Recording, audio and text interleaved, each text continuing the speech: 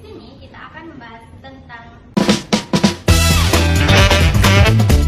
hari ini kita akan membahas topik yang sangat penting, yaitu pentingnya sikap empati. Ayo kita bahas sama-sama yuk. Kita mulai dari pertanyaan dasar dulu ya.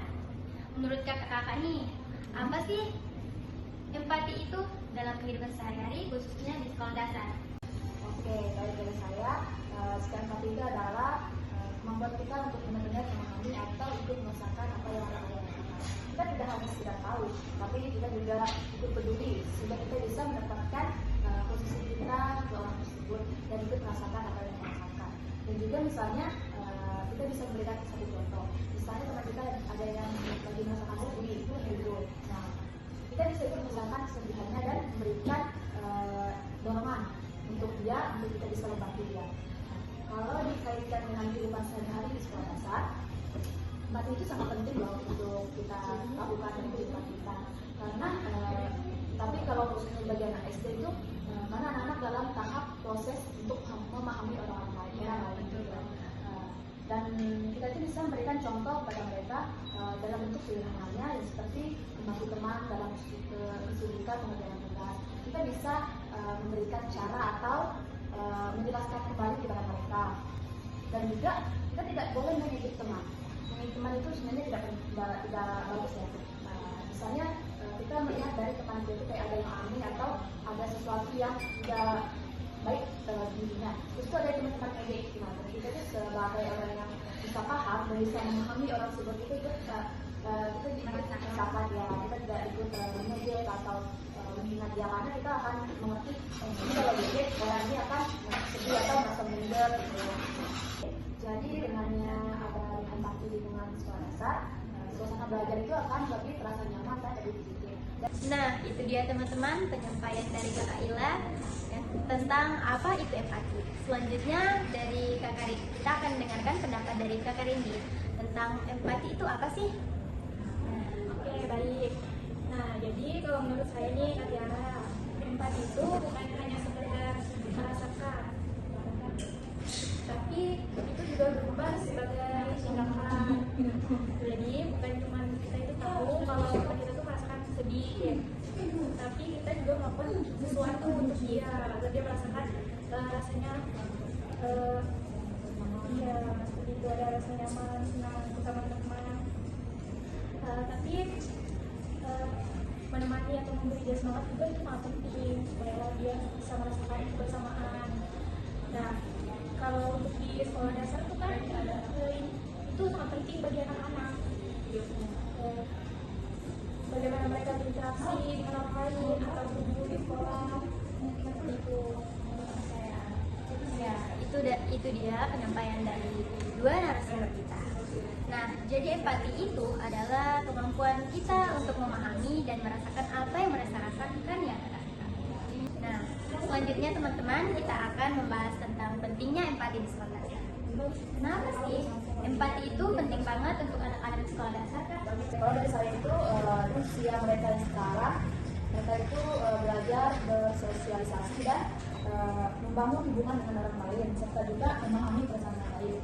Karena dengan mereka bersosialisasi dan memahami perasaan orang lain, tentunya mereka sebenarnya akan saling merasakan nyaman dan aman, dan mereka selalu membangun hal-hal yang positif. Dan juga dengan adanya empati itu anak-anak jadi tidak suka mengejek, tidak suka menghina atau menyakiti teman yang lain. Karena kalau mereka bersikap seperti itu, mereka akan merasakan sedih, atau mereka akan berjauhan. Mereka kita kan maksudnya bersosialisasi, membangun hubungan. Nanti kalau mereka kayak sering ngejek atau menghina gitu, mereka akan menjauh gitu ya, menjauh permusuhan. Selain itu juga empati membantu hubungan pertemanan yang baik. Dengan membangun empati, mereka bisa saling memahami, saling menghargai, dan saling berbagi bersama. Nah, itu dia penyampaian dari Kakak Ila.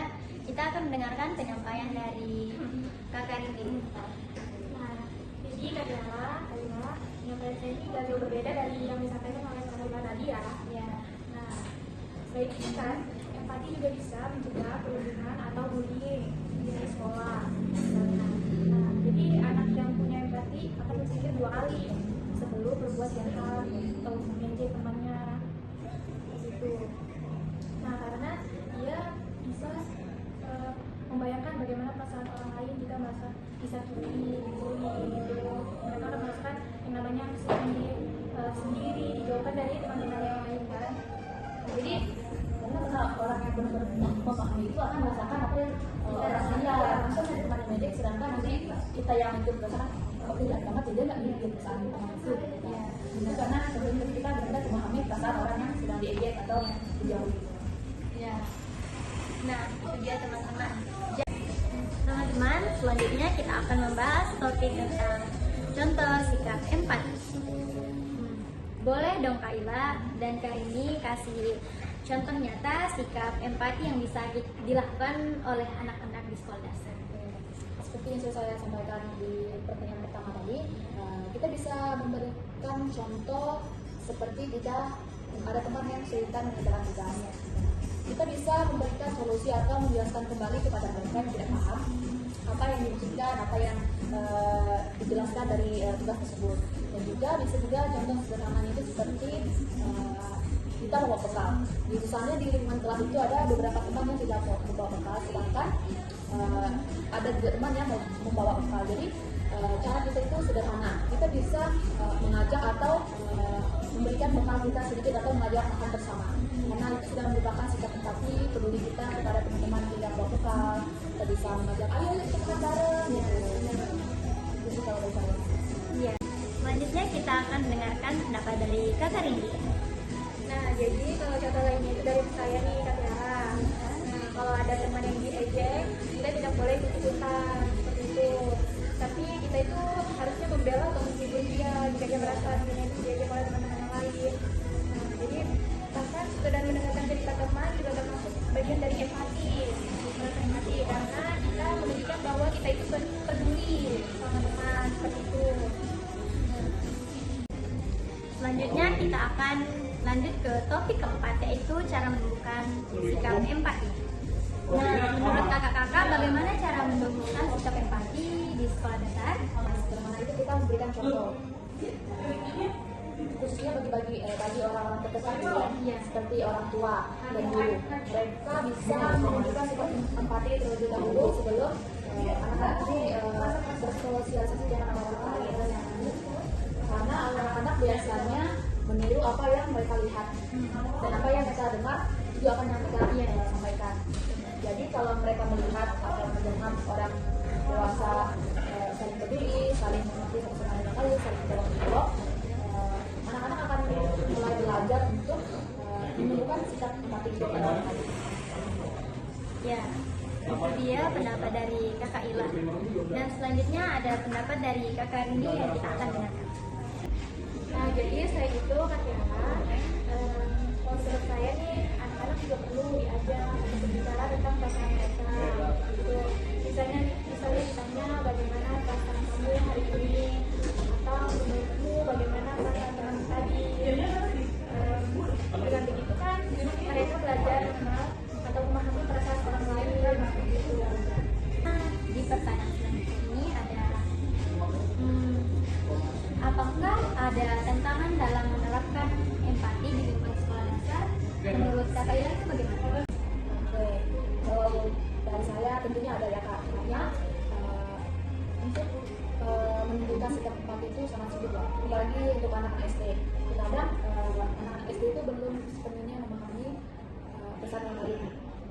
Karena mereka masih suka kayak bercanda atau apa yang mereka lakukan itu tidak sepenuhnya mereka pikirkan dulu. Mereka itu langsung kayak sempurnanya dia mau berkata ini, mau berkata itu, mau melakukan itu, mau melakukan ini, mereka akan membiarkan pesan yang lain dulu.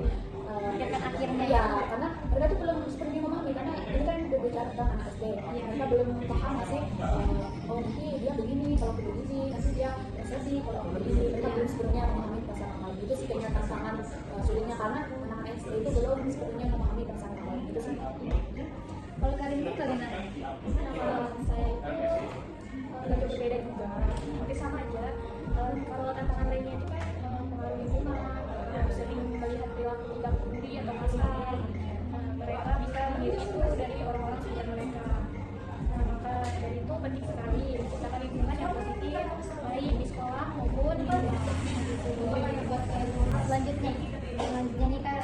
Iya. Apa pesan kakak-kakak untuk anak-anak agar bisa menjadi teman yang lebih baik melalui empati ini? Oke, kalau dari saya pesan untuk anak SD sekarang cobalah untuk menempatkan diri di posisi orang lain. Jangan seperti saya katakan tadi, jangan semena-menanya, jangan langsung bertindak atau langsung berkata.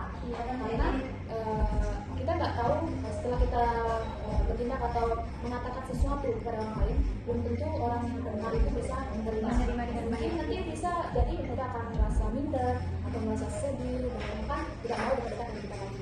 Jadi pesan saya, cobalah untuk menempatkan posisi dengan orang lain.